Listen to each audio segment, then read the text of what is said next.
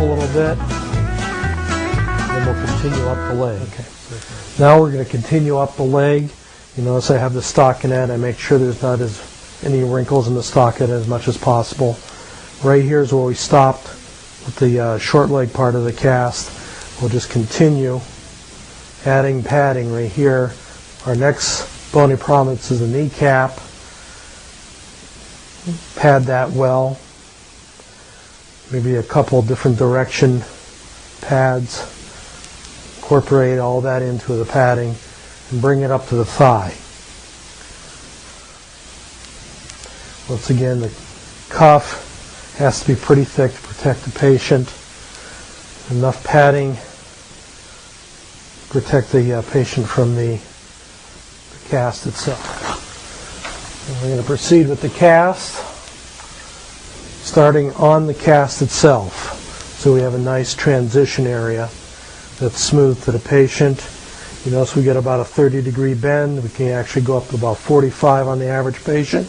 This is for a non-weight-bearing long leg cast. If we're going to do a weight-bearing long leg cast, you'd have about 5 to 10 degrees of flexion in the knee. Bring the cast material just with a slight little tug on it up here so we have good contact with the other part of the leg. Fold the edges down. Start right here. Get that edge down. Make sure you're not overshooting your boundary here a little bit. And bring it back down over the knee where we will concentrate on this part of the cast. Make sure the reinforcement is really good.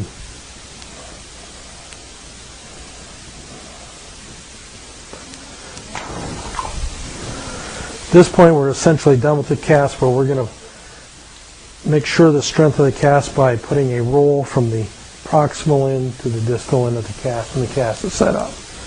And this is all to make it one uniform part of the cast.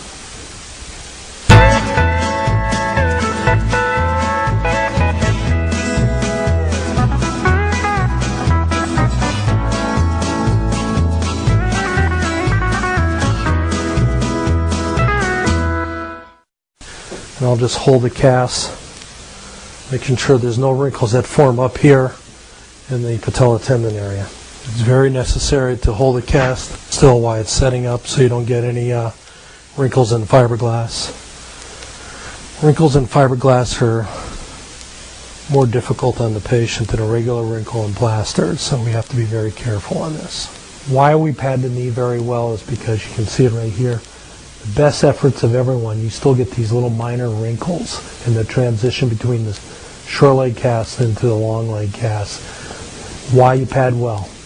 There are fibula heads right about here. The nerve crosses right through here, the perineal nerve. If you don't have a lot of padding, even though these are probably very small wrinkles, they can rub up against the skin, pinch off the nerve, and you can get numbness in the foot, and that would not be a good thing.